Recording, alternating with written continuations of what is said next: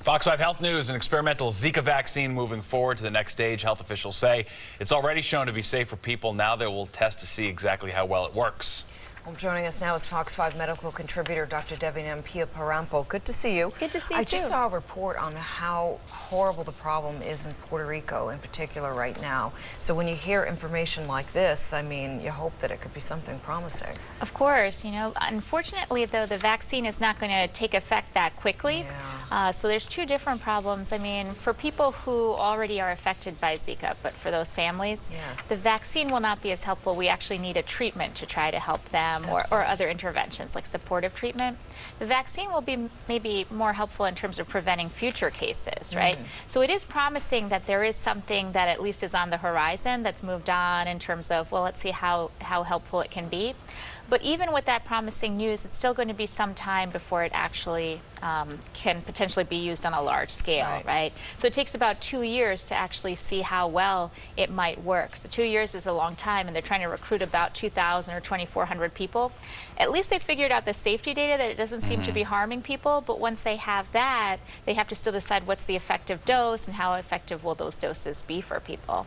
Gotcha. All right, let's talk about coffee. Yes, the world's strongest coffee, so-called. We talked about it yesterday, actually, available now in the U.S. But experts warn that high brew, that octane, could be tough on your heart. I think we said it was like, what, 720 It's basically like 3 times milligrams? as strong Starbucks. Yeah, so for comparison, you know, you measure caffeine in terms of milligrams per fluid ounce. It's like 720. Yeah, this is about, so relative to other things, this is about 60. Starbucks is about 20, right, for the same amount. And then things like a soda, or, you know, a diet soda or whatever else might be 2 to 3. And McDonald's coffee is about 10. So kind of moving up the spectrum. So this is about 6 times as powerful as a McDonald's coffee for every fluid ounce. So it's a large amount of caffeine. Now the other thing is with the 700 milligrams, what you're talking about is in a general cup of coffee. Yeah, exactly. That's how much would probably be there. But the recommended daily allowance of caffeine is 400. So if you actually had a cup of this coffee, you're having almost twice as much as the FDA recommends in a day. So where does stuff like Red Bull fall and all That's that? a good question. Is Red Bull way up there like that too?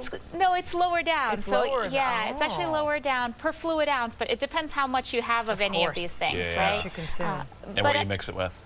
Yeah, exactly. Hey, well, listen, I made a mistake. This is a family show. I made the mistake back when I was studying for finals a long time ago, taking caffeinated water and using that to make coffee. You can have serious problems from that, which I experienced some mild problems, but still you can shake all over, your blood pressure. It can be unpleasant, right? You have palpitations, all kinds of stuff, and acid reflux. So it's fun and exciting to think about, oh, stronger caffeine and everything else. But when you get to those doses, most people, you know, if they make the mistake of drinking a cup rather than a shot, then they can have serious problems. That's right. We reached out to the company that makes black insomnia about some of the concerns about the large amounts of caffeine in their product, but they're crashing from a caffeine high and they haven't got back to us There's the operative term. Just stick to shots. Yeah, keep it small. Caffeine shot, yeah. I'm sorry, it's Friday, it's Good deal. raining. I'm very rambunctious. Thank you, Dr. Devi.